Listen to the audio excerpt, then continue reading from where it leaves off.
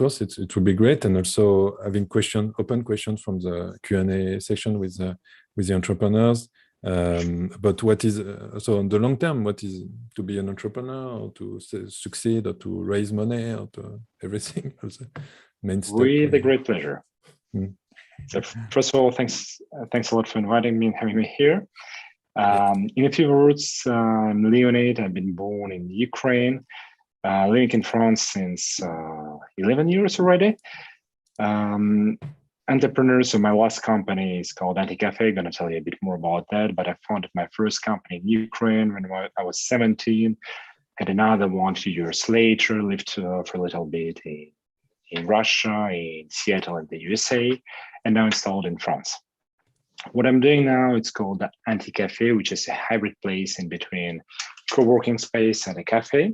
I've created it 9 years ago in the beginning of all the co-working movement, when the word itself wasn't yet known, co-working. And what I've done is more like a cafe where people can work and meet, can build a community, exchange. And with the concept of it's a cafe where people don't pay for the consumption, for their coffee, snacks, but they pay for the time they spend inside. It's today per rate of €6, limited for 26 euros in Paris per day, having limited access to everything that is proposed, so snacks, food and beverage, and all the equipment, all the space, the meeting rooms, everything you need for work, for your meetings. We've been the first ones to do this extremely flexible co-working space, initially targeting freelancers, so students, entrepreneurs, and with that, we followed the whole development of co-working spaces on one hand, and of the, I would say, society and habits of the, at least European society in terms of work on the other hand. When I started ANTICAFE, there were only, I think, 18 co-working spaces in France. Today, they're far north of 3,000. We've seen just a few clients in the beginning, as I said, most entrepreneurs, freelancers. Today, we have one of the biggest companies in France being our clients. With the COVID, we've seen the habits of remote workers, big companies changing, and being part of this movement with all the flexibility, with all the future work is quite intriguing and interesting. Just to give you also a little bit of perspective, I worked before that in big companies. I worked a bit in finance in American Express. In Moscow, I worked a bit with consulting at Boston Consulting Group, BCG, in Paris, and then in Eastern Europe. And it permitted me to compare the two worlds of big corporations and entrepreneurship, definitely preferring the entrepreneurship to the companies. And one of the first skills we can notice here from your introduction, it's adaptation for the entrepreneur. Need to adapt. Oh, definitely. It's clear. With the COVID and everything. Yeah.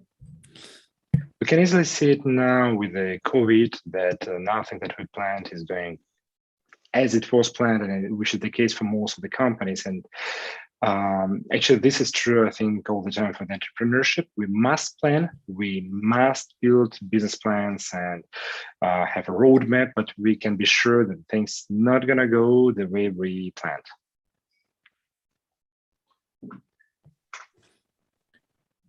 Maybe we can start with some questions, open questions from the entrepreneurs. Yeah, the objective is you get some tips. What is this to be an entrepreneur? What are the risk, the do's and don'ts, the key learnings Leonid got from his experience? So feel free to, you know, here in the group here in this program we have different, I think, experience of entrepreneurship. Some are are still students, some already confirmed entrepreneurs. So it can be interesting for each of you. Do you have some questions for Leonid about his project, about his tips to entrepreneurs? I have a question here, Alban. Yeah, by me. Yeah, sure. Yeah. Hi, Leonid. I just want to find out a little bit more around, your ideation towards ANTICAFE, right? Can you just tell us about, oh, well, I guess it's the same question Interling is asking. Mhm. But yeah, I think essentially that, yeah. I would just like to know how you like ideated and landed on the idea and yeah. Yeah, it's a very good question, because once we've chosen a project, we're going forward with it for years or at least for months. So we better choose well our project and what we're doing. For me, there were two parts of it. One of them, the ideas themselves, and then the second is how to choose the idea I want to pursue. For the first part, choosing the ideas, for listing the ideas, having the ideas, it was mostly based on my experience, because I've been traveling, I've been going through different experiences, meeting different people. So just noting myself, what are the things that were not working for myself, for people I met, that could and should be improved. And honestly, the list was long and pretty easy to build. The second part, this was for me key, is how do I choose out all the possible ideas, what I want to do. And this is a personal process, I think, for everyone. For myself, I've given myself 6 months. I had, I think, 5 or 6 different criteria that were important for me, like what is the lifestyle I want to have, what is the impact I want to have, what are the places I want to build it, what kind of people I want to work with, what are the financial development goals. So I've written them down. That's what I want to build with my project. And for every project, every idea I had, I made a small feasibility study. It took me every time a month. I had 5 or 6 of them. And so, yeah, I should have had 6 of them. And so ANTICAFE was the 6th. It was the first one that met all the criteria. I put for myself all the goals I put for myself. And a few weeks later, I've started working on it seriously.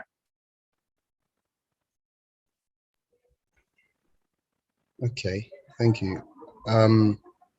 Yeah, and then on a follow-up question on that note, how have you been managing distinguishing ANTICAFE from the rest of the competition? So, for example, Seattle Coffee, I don't know if you guys have it over there, but Starbucks and so on. How do you, because many of the cafe places are actually very similar.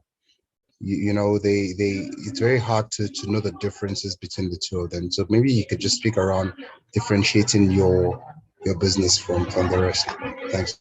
Yeah, here what Alban works on, the blue ocean theory movement is in the heart of what for me is a good way of differentiating. It's doing something that is completely different from what others are doing. In my case, that was the payment system, so paying for the time and not for the consumption, not for renting your office, because in the middle, in the co-working, you would sign a contract for long-term rental, at least for a few months, mid-term rental.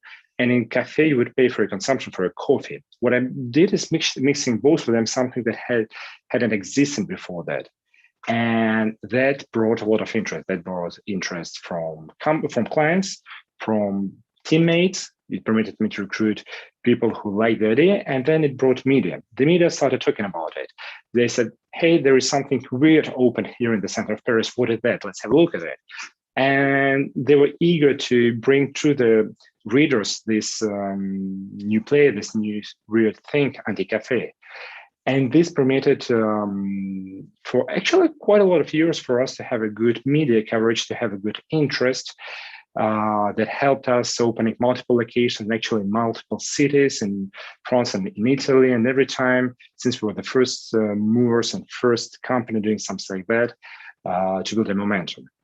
Once we had it and we still have it, the brand itself helped us to, it is still helping to differentiate.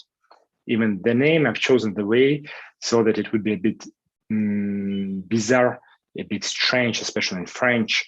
And it helps people to memorize it, and it helps us to be differentiated from other services that exist now, have the same service, same idea. And there is this video on TED. It's called, I think, Purple Cow. The author is Seth Godin. It's written SESSION-6. TH Gotin, I think it should be GOTIN, something like that. Look for it, Purple Cow. He's really good at explaining an idea of doing something that comes out from the full, that sends out. Yeah, Purple Cow, right. That's it. Okay, thanks. And then lastly, could you please take us through maybe the customer journey as they walk into the store? Because in a way, it's a bit weird. Like you said, it's a working space that's also a cafe. So maybe just help us understand, the customer's journey into your business. Yeah, thank you. In this case, and I think in the case of physical businesses, you better have a look on customer journey even starting before the client comes at your place. In my case, I would like to start looking at it when the client interacts with something, probably their website. So starting here, on the website, the client will see two options, either reserving his space in advance if he needs to be sure that he has this particular space, table or meeting room, or we're going to tell her or him that they can come and at any moment at ANTICAFE. Whenever the client comes in, he or she would always be greeted by our team. There are always baristas at the entrance at any coffee place you would find. And they would ask the client whether he's already been to ANTICAFE, does he know how it works? So if the client doesn't know, we're going to explain. We're going to say that basically here you pay for the time and not for the food or drinks you're consuming. And then everything that you have inside it is at your disposal as if you've been, I would say, at your friend's place or at home. Then we note down the name of the client.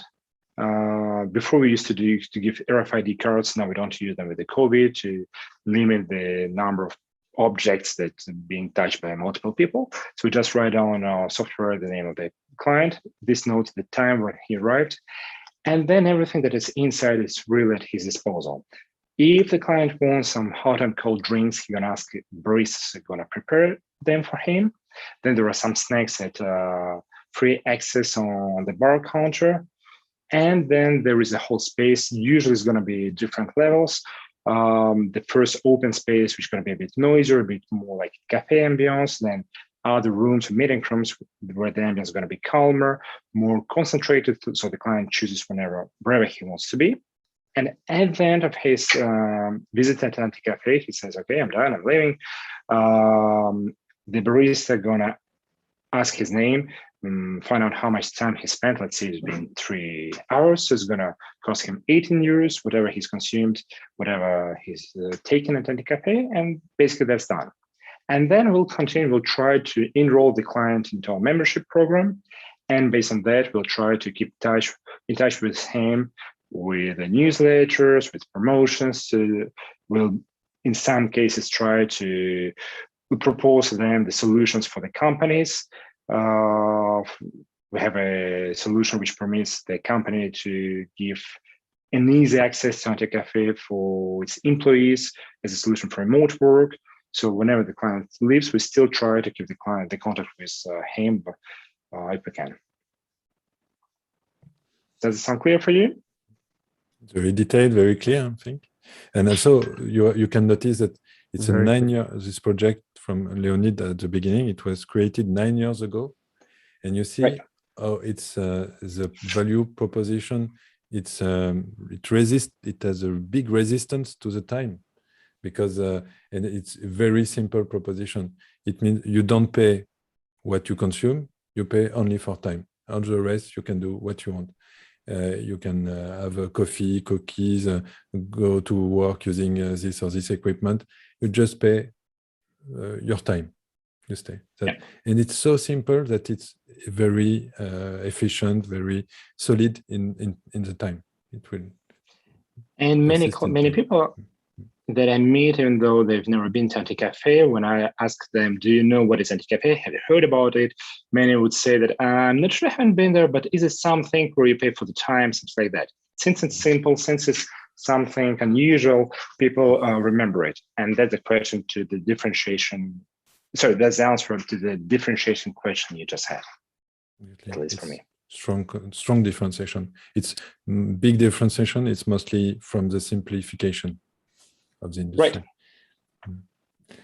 Some question maybe to Melang. I think you have a question. Yeah. Hi, Leonid. I've actually been to the ANTICAFE in Paris, actually, but it's a lovely space. But the question is, I think I was there 2 years ago, but I like the concept, and I know the idea, what the concept and what it's all about, and I've seen actually ANTICAFE like spaces pop up everywhere in North America. In Montreal, there's 3 that I know of, but I don't think they're called ANTICAFEs, but it's sort of like a knockoff of your brand. But I think, yeah, but the question I have is that, you know, when we're thinking as, you know, you have this great idea and it works in one location, what I want to know is that when do you know, what critical mass do you hit to know that, okay, now it's time to expand? And can you give us a bit more information on how the brand grew and how you learned to sort of expand it and move it to different locations? Sure. So first of all, happy to know that you've been to ANTICAFE, because I really always appreciate meeting our clients, and usually I meet them in France. In this case, where you know? Are we? I'm in South Africa, but I used to work in Paris every summer for the past 5 years. Okay. So, but I think still you're the first client of ours that I meet in South Africa, so I'm really proud about that. And the one we've been speaking about Montreal, they actually call them ANTICAFE. They've deposed their brand name just 2 weeks before me in Canada, and so they have the right to use the ANTICAFE name in Montreal. In most other developed countries and all the European countries, the brand is ours, but not in Canada. Yeah, you're right. There are actually quite a few copycats that have been built before, after that, but there is no other network. The biggest one has, I think, 3 or 4 locations, and most of them are then mom-and-dad shops. So getting back to a question about the scaling, I wouldn't have a general answer. I can walk you through my thinking when I was building ANTICAFE. For myself, I split it into 3 steps in my hand from the beginning. So my first goal was basically building an MVP, minimal viable product, to test if the idea is actually worth pursuing or not. It's not easy to do with a physical location, because you need to have a rental agreement. In France, it goes for 3 years at least. Actually, it goes for 9 years, and you can cancel it at least 3 years later. So it's a big engagement. Then you have to do all the refurbishment, then have to do communication. So MVP in this case is not easy to do, but still I found a solution. Instead of signing a long-term lease, I've signed a sublease. It wasn't easy to find, but I've managed to find it. So my engagement was on 1 year instead of 3 years. I found a location, a premises that was in a sufficiently good state so that I wouldn't need to invest lots of money into refurbishment. Basically, I've invested, I think, 20% of what we've been investing later in further locations. So it permitted me to test. So the first goal was to see what happens. Even though I was quite sure about the idea, I still wanted to see whether it works. It took us, I think, 9 months to get to the business plan I was hoping to. Actually, I was wrong on every figure in my business plan except the result, except the EBITDA. It was funny. We didn't have the same charges, we didn't have the same revenue, but the final result was good. Usually it's vice versa. So when I've seen that, looks like it's working, looks like there is interest for that, looks like there is some traction, and there are other people interested in such a service except me, I went on my second step. The second step was kind of a second MVP, but whether the question was not can this work, but can this be scaled? Can this be copied? So here, within 6 months, we've opened 3 other locations. One in Paris, pretty much the similar, a little bit smaller, but also city center, just another street. Another one much bigger on the outskirts of Paris, with a bit of F&B, I mean, like real lunch services, so trying something new, and a bit of meeting rooms, bigger meeting rooms. And the first one was actually in Rome, in Italy, same location as the city center of Paris, but not the same country. So here I wanted to see, can it be scaled? And if yes, how can it be scaled? I wanted to test new services. So I've seen out of this that, for example, scaling in other countries is difficult. And in Rome and in Italy, generally, the demand is completely different. So we didn't go on scaling in other countries, especially in Italy. We just kept to the one ANTICAFE rule. I've also seen that even though we opened an ANTICAFE just probably 10 minutes walk from the first one, both of them were full, so we can continue opening normally in the city center. We have enough of clients, at least it was not due to this particular street, but it can work in dense areas. And with the third ANTICAFE we had in Paris, we learned that lunch services is not that interesting for us because it takes a lot of effort, a lot of staff for not much of revenue, and it makes the offer more complicated. I was speaking about the simplicity, and so to render the offer more complicated, so we decided to cut it off. But it showed us that we have a big potential in renting meeting rooms. Quite often we call them MICE, so it meetings, seminars for the companies, and it became one of our new offers. So based on these 4 locations and more feedback, I knew that, again, what can we do, what we cannot do, what is a good or a bad idea. It took probably 1 year and a half of being in this side. And since most of my ideas were confirmed, I decided to go to the third step, which was scaling and moving with my initial goal of making a European network, French in the beginning, then European, or such kind of locations. So here I had to choose what is a good mean of doing it. I've decided to go for a mixture of franchisees and self-managed stores. So we decided in some cities we have bigger potential, more density, would go for our own stores. In other smaller ones where it wouldn't make sense opening direct stores, would go for a franchising model. And so in this moment, I made the first substantial fundraising. I've structured the company so that, again, I could make fundraising. We've launched the franchising offer, and we went on scaling. It didn't go exactly as a plan because of other factors like COVID, but it permitted us to scale, to grow, to go to different cities, and to scale what I've more or less chosen as the best model based on the first 4 locations. That makes sense. Thanks so much. You're welcome. And Mia, I see Mia, one of the coaches from Chemolong Incubator. Raise your hand. Hi, Leonid. Thank you so much. It's really, really great to speak to you. I was wondering if this plan that you had and the business models that you've created, did that process of following your plan and doing it in such a way, and perhaps did those feasibility studies that you did on your prototypes, did that protect you from a cash flow crisis somewhere along the line as you scaled or grew bigger? So you knew beforehand what would work and at what level it does make business sense or not? Or was a cash flow crisis at some point a part of the journey?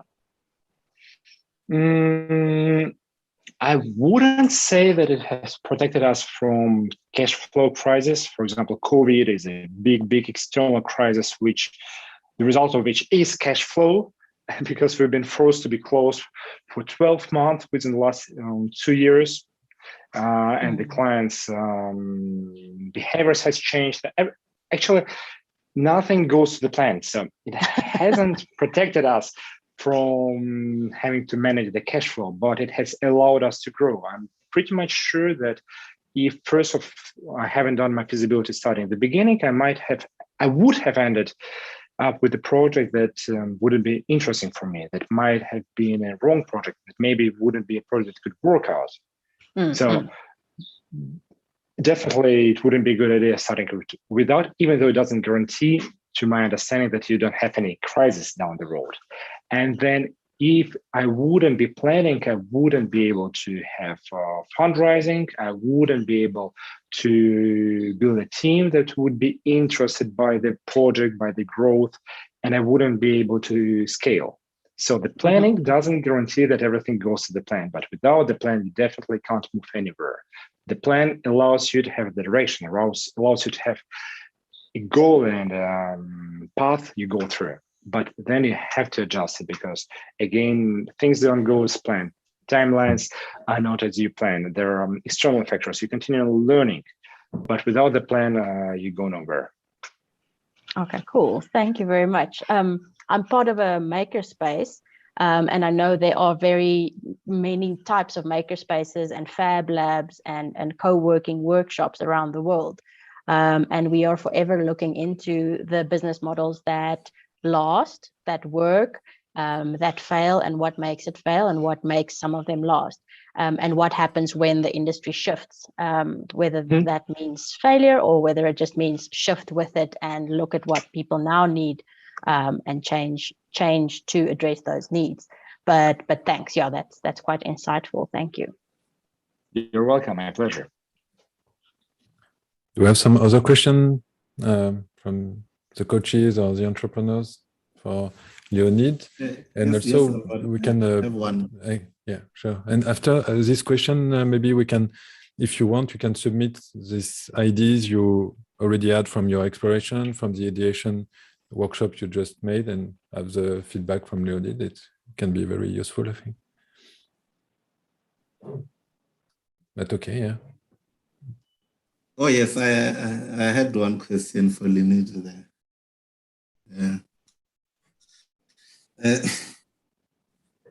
Yeah, you know,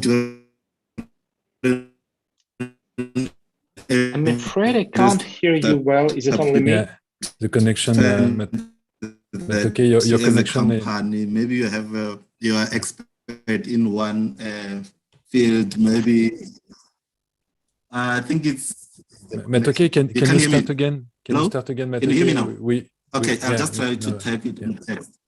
Should I text it? Yeah, please, if you can type it. Okay. I think now it's good. Now it seems good. Try again, please. Oh, okay.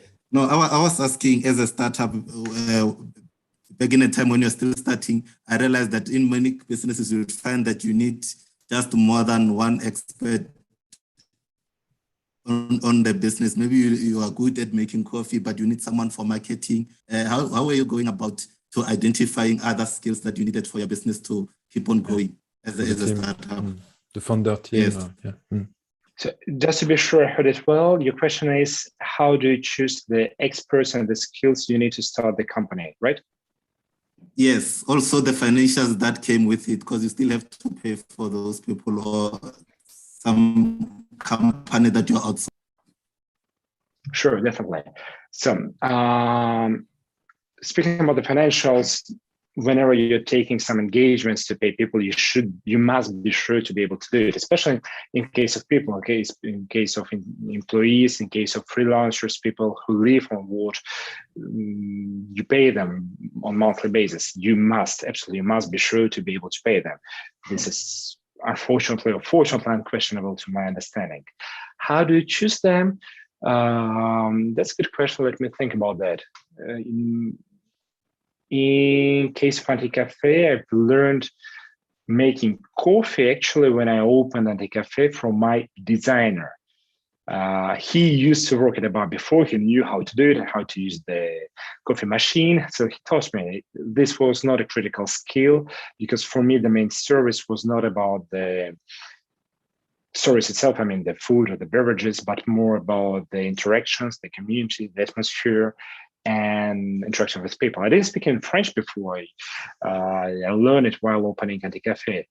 So, for example, this is an example of something that could feel like crucial, but turned out not being crucial for me, at least at ANTICAFE.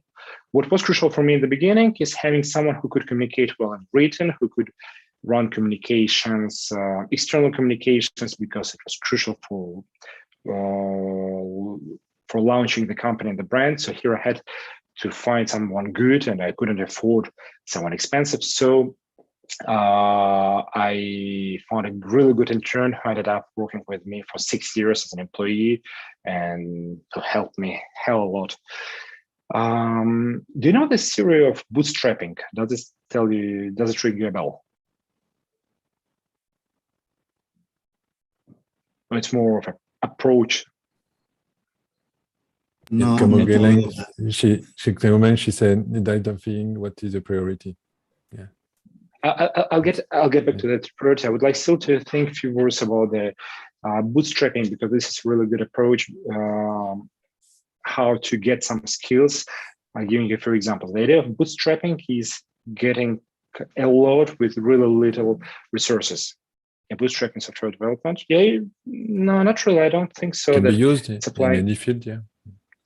Yeah, but I think it's most about people. It's not about how do you code, but it's more how to interact with others, with the companies.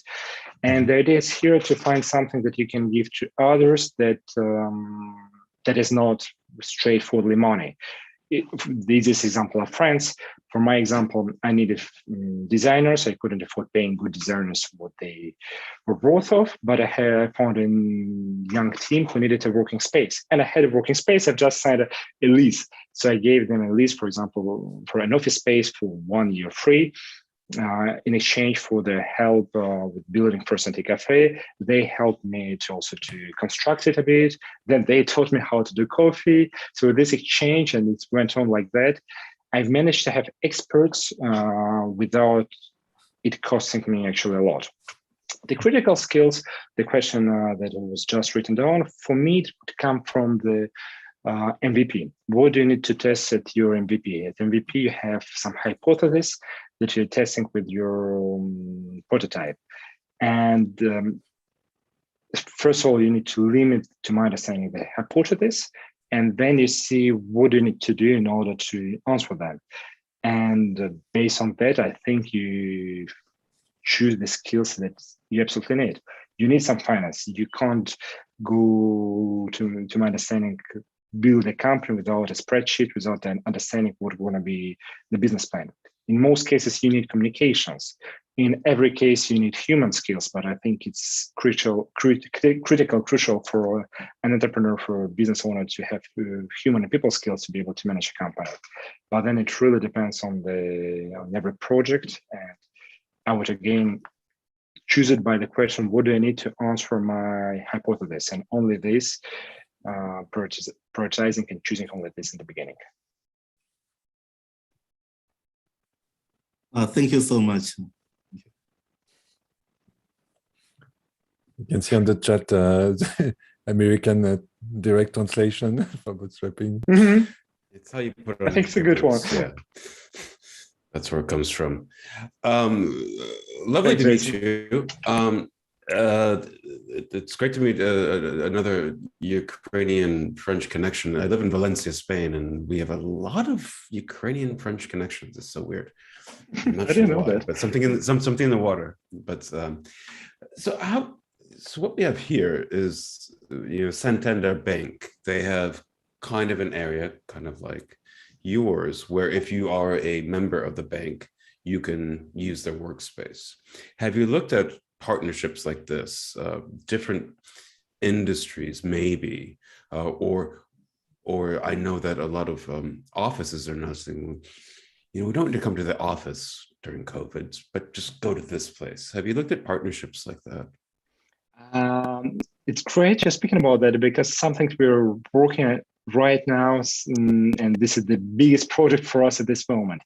We're even creating a new brand for that. It's going to be something by ANTICAFE. We already have the name, but I'm not announcing it yet. And the first partnership we are doing is, I would say, at least for me, it would be surprising, but we're doing with Total, which is an oil company, a huge oil company in France. And they're saying that we're changing our stations from full oil to electricity stations. And we'll have 100% electricity stations, or have charging stations at least with 50% of capacity with electricity. Meaning that our clients are spending 30 minutes in average. They're charging their cars, many of them with their laptops, working in their car like that, and it's not comfortable. Can you open a space for those clients while they're charging their cars? Because we need them for the next 15 years. We're completely changing our business model. This is what Total told us a year ago. And now we've imagined a model which is not what we've been doing with ANTICAFE initially, which is a bit tweaked, but on the same service, the same idea, giving a short-term, extremely flexible working space for the client whenever he needs it. So yes, absolutely. We're working on partnerships now. And this is the next one we should be launching, the next big thing for us. I never thought of charging time as being work time. But interesting. Really interesting. And we have a question from Mia, connecting the dots. Yeah, it's a reflection between energy and workplace industries. Yeah, yeah. You see, it's you break the frontiers, the borders. There is between each industry. You just connect all of that, and just you are directed by the value. You are looking for value. That's all. Yeah, in our case, yeah, and I would say value added to the client, or in some cases to the partner. For example, here we're adding some value to Total, who needs a new value proposition for their clients and who's ready to partner, to invest into these spaces, into this location service for their future clients. But yeah, it's coming back all to the value added for people you're working with. That goes back to what we've talked about a lot, is that you can innovate on the product, you can innovate on the service, and you can innovate on the delivery, different platforms. And if you move between the three, you can consistently be innovating. So it's very interesting that Total would be looking at the service side of their offering. Absolutely. And it's a right, I think for a lot of our entrepreneurs in South Africa, there's, especially in energy, there's a lot of movement you can do just outside of the production of energy. It's all the things that go around it. So and I think this one is a particularly interesting topic, because in the long term, we as a society, we must change our energy consumption, energy habits. And I think that we are, in terms of green business, clean tech, environmental tech, energy tech, is where the whole internet was, I would say, in the 90s. So things are beginning to be being built, but everything's being tested out, and everything, 90% of things are still to be created. So this, I think this is really interesting area application to work in now. Nice, very interesting. Thanks a lot, Leonid. Yeah, it's nice also to see your perspective and how you are still creating your next brochure, because it's all about that. Oh yeah, I have a step afterwards also ready. I mean, at least working on it. Yeah, it's nice. Maybe we can ask to the entrepreneurs if they want to challenge their ideas and to have a feedback from Leonid about the ideas they just had, and to test if it's what is his opinion about, or just. With the pleasure. There were some. It's very fresh, new ideas. So it's, but I'm sure Leonid will understand about that and be. While you're thinking about that, I might share some the approach that I've learned about testing the ideas, which I find pretty interesting. Most people, when testing ideas, are trying to confirm them, and this is, I think, a normal human reflex to try to find a confirmation of what you're willing to do. And then there is an approach which they call scientific approach, that I found probably some 10 years ago, found really interesting, where the goal of scientists, whenever they have some new idea, is to try to prove it wrong. And whenever, after trying sufficiently hard, they don't manage to prove it wrong, then it means it's a good idea. Of course, with some degree of flexibility, because being an entrepreneur, you can always find people being skeptical about what you're saying, and you can try ruining any idea. But I think good approach is not trying to prove you're right, but to try to prove you're wrong. And if you can't do it, even though you hear it, you listen to people around, you hear them, even though you don't take for facial value everything they suggest, then your idea is good. Very interesting. It's all about the robustness of the idea. You try this. Is it solid or not? Is it robust or not? And also, no, I wouldn't say it's more robustness. I would say it's looking everywhere, because again, most ideas, unfortunately, are wrong. But the bigger thing is not the idea; it's the implementation. Bad idea with good implementation is much better than a good idea with bad implementation. But when you're just looking on one side of the idea, is how would it work if everything works well? What is the best case scenario, and trying to prove it right? You just don't look at everything. You don't look around. And so it's not about robustness, as I would say. It's to eliminate the cognitive bias. Right. You want to eliminate, yeah. We talk right, about absolutely. it. And whenever you go there, whenever you commit yourself for at least a few months, maybe for a few years, you got to be more or less sure that you know really what you're doing and you've checked it out, you thought it through. So who would like to test his first idea? Maybe Tumeleng on the agriculture, Bami on the energy, Nkomo Geleng maybe on the mobility.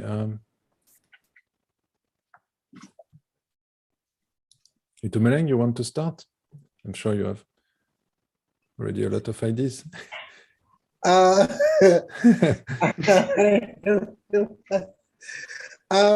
I don't know, because I think just listening to you talk, and one of the reasons I asked about expansion and sort of growing, because so a brief background on what we are thinking about. What the idea is that, so we're entering the agricultural space and trying to produce like biopesticides and biofertilizers that are sort of disrupting the market, in that they're not sort of delinking the farmer from this reliance on these heavy pesticides.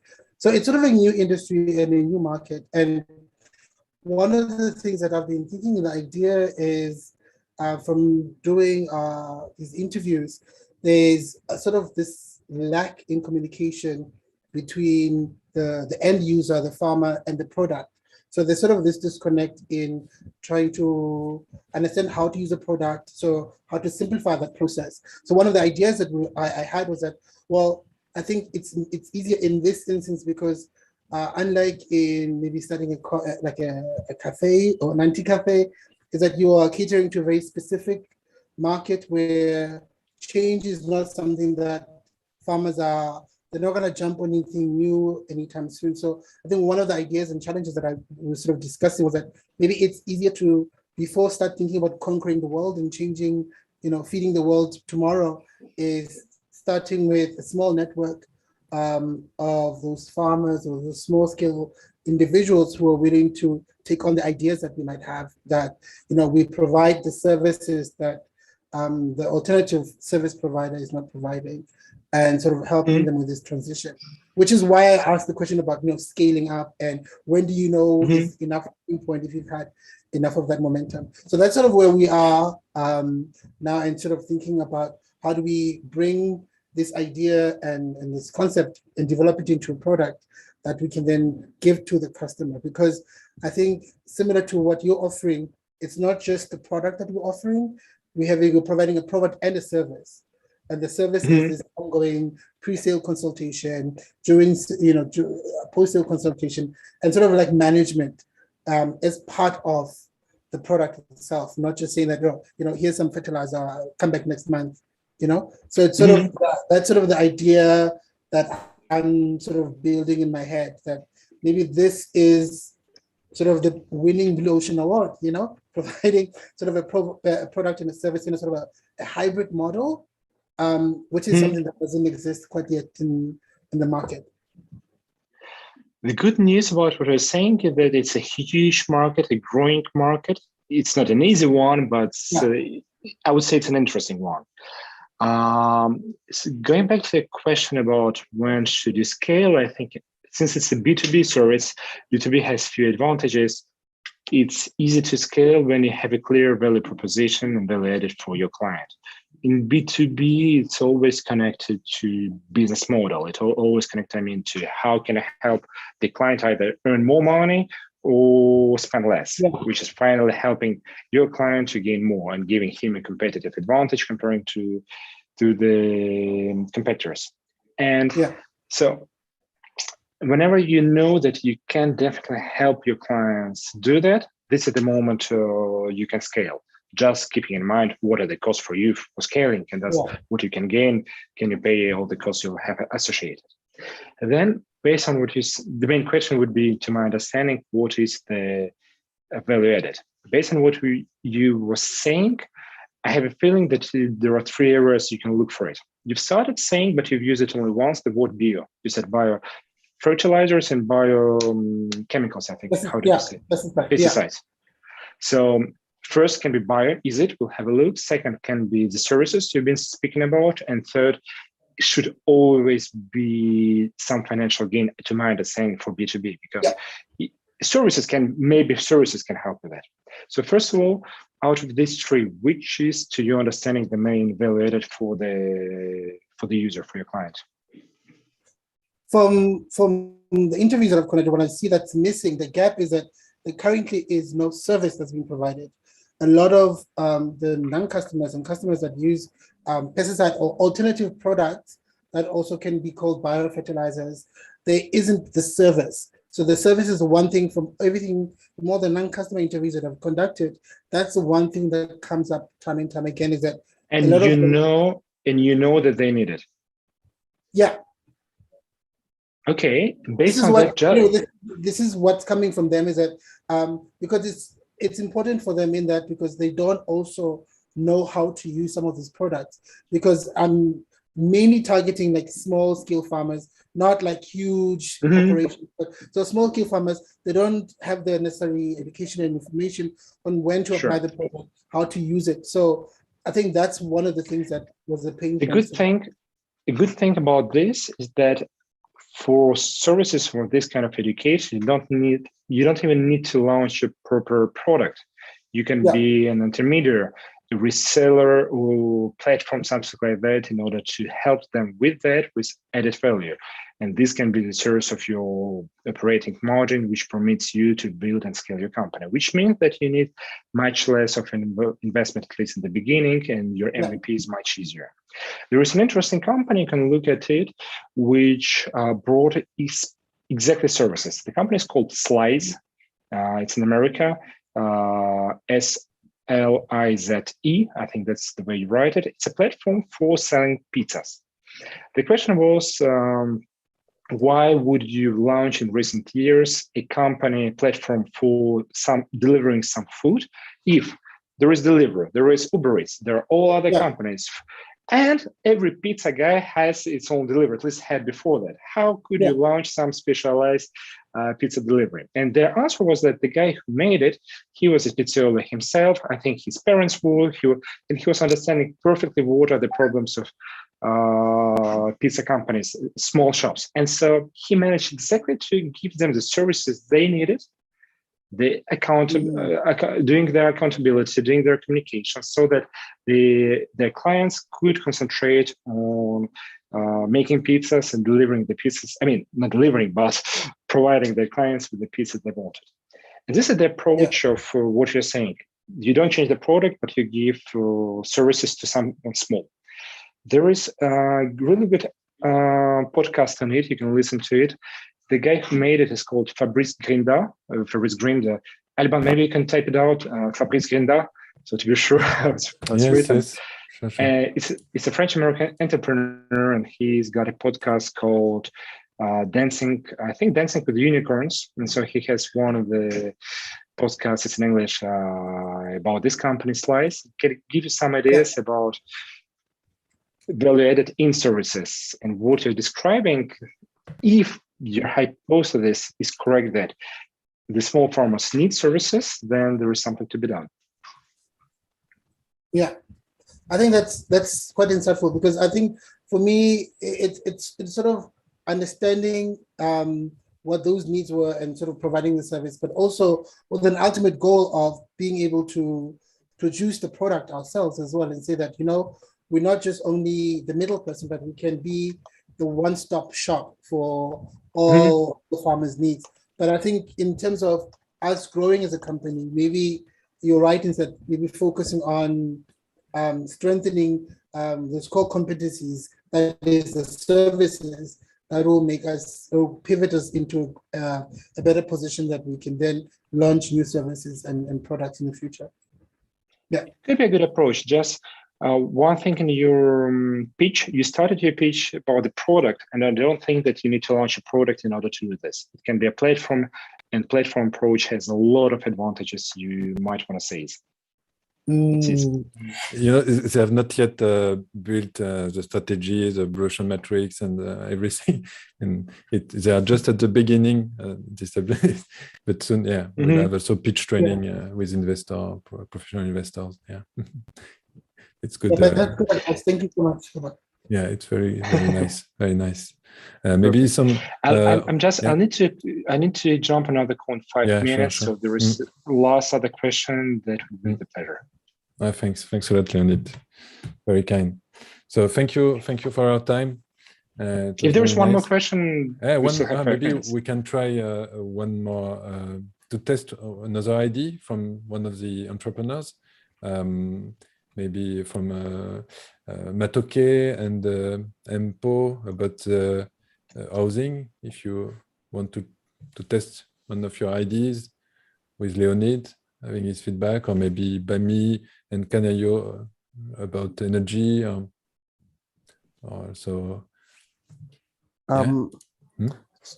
So I don't have exactly an idea per se, but I just wanted to ask around, let's say an overwhelming need in the market. So let's say in the case of energy, pricing being an overwhelming need in the market, how do you go about extracting the value for the customer when pricing is just so overwhelming, and that's really what they need, like reduced pricing and so on?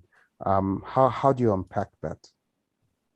Let me think. Just quick correction. I don't like saying extract value, because you said how to extract the margin from the client. I would advise looking vice versa. What can you bring to the client that has value for it, so that he would be willing to pay for you for that? It's when you manage to crack it this way, it's much easier because you don't have to fight with the clients. Then based on your question, how can you help the clients when the problem is the money? The only thing I think you can do in this case is find another pain point. For example, now we've been speaking about the fertilizers. I'm absolutely sure that for the farmers, the price of their fertilizers is huge and important. But if you can tell them that you pay maybe more expensive, but at the end of the day, you use less of them because I helped you to use them better, or you use the same amount, but you grow more, then the price becomes less sensitive because at the end of the day, they have better results on the same investment. With the energy, one approach is saving energy. Another approach is what type of energy is it. There are some companies or some clients which are open-minded to, paying attention to the green energy or not. In some cases, it can be ensuring that the energy is always supplied. If I remember correctly, in South Africa, there were quite a few energy blackouts. And so there are going to be clients who would be able to pay more expensive to ensure that the energy is always there. So I think in order to crack this problem, you need to find something, some value that you can bring to the client, and so that he would be able to pay you more. But not every client would have such a pain point to resolve. Okay, cool. Thank you. You're welcome. Great. So thank you guys, so much, Leonid. Дякую. Thanks. And... Yeah, it's very great. Yeah, I will keep you informed of this project, and maybe if you want to take part to the final jury on the 22nd of February, it will be online. Keep me updated, and if I'm free, with a pleasure. Okay. Thanks a lot for having me here. If it was useful for you, I'm very happy, and good luck with the project. Good luck with launching your companies. Let it go. Let it all work the way you want to. Have a great day. Thank you. Thank you, Leonid. Take care. See you soon. See you. Bye. Bye. Bye-bye. So you see, it's inspiring to talk with entrepreneurs, and they have a lot to share, and have a very clear view of what you can do and not, and it's very, very nice. So now it's time. So do you have, before we leave in a few minutes, do you have some questions about the process to generate ID, the ideation process? We have shared just at the beginning of the afternoon, and we were sharing with you when we visit you in your group. Do you have some questions or some reactions on how to use it? And all is good. Okay, great. So tomorrow we are back at 9 a.m. We'll start with just sharing with you some tips about how to select IDs, to make your choice on the IDs you add, and we'll continue this workshop and visiting you, supporting you in this ideation process. Matoke, yes, raise your hand. Yes, Alban, I just wanted to ask, in terms of the ideas, do we get those ideas from the interviewees as we interview them? Or it can be an idea that I just come up with on my own as to what kind of product I want to introduce to the market. Another question that I have is, do we have a certain number that we must reach for for interviewing people, individuals, or it can be any number? For interviews, you mean? A number of interviews? Yes. No, yes. It's you do like you want, like you can. Also, it's as we said, it's better to have quality interviews, few interviews, but with quality, with you have time to go in details and to understand all the experience of the non-customers, than to have a lot with very superficial content. So it's good. You see, the interviews help you to point on the utility map what is the key stage in the experience, what is the key utility, and then to have this overview and being able to say, okay, here's this about this 1 or 2 or 3 key needs for these non-customers, and to write them on the platform. And then about your first question, it's I didn't understand right. Maybe it's about how to generate IDs, or? Yes. Do they come from the interviewees, or it's the ideas that I come up on my own? No, it's all. It's a mix. From the interviews, okay. Maybe you add in IDs. Maybe the non-customer the interviewee give you IDs. Maybe you add IDs from the session we had yesterday and today, and also the ideation session with the workshop, like with the process we have shared, will bring you IDs. And all these IDs, please write them on the platform so they are visible. You can share them easily with the rest of your group, with the coaches, with everyone, and you can play with them and select them and merge them. And so all the IDs you got until now, please write them on the platform, on the seventh section, ideation. It's named ideation. It's clear? Does it answer your question? Yes. Thank you so much. Okay. We'll continue this ideation and tomorrow. And as we said, I shared with you by email at the beginning of the afternoon the five slides where you see this 4th step to follow for the ideation. We have shared with you, and we shown you at the beginning of the afternoon. If you have questions about it, here today you tried to play with this process, and to be focalized on using the key needs, and row by row, 6 pass, each pass you make a focus using this key need focalization, and it generates normally very new and simple ideas. But we'll continue tomorrow to support you in this process, of course.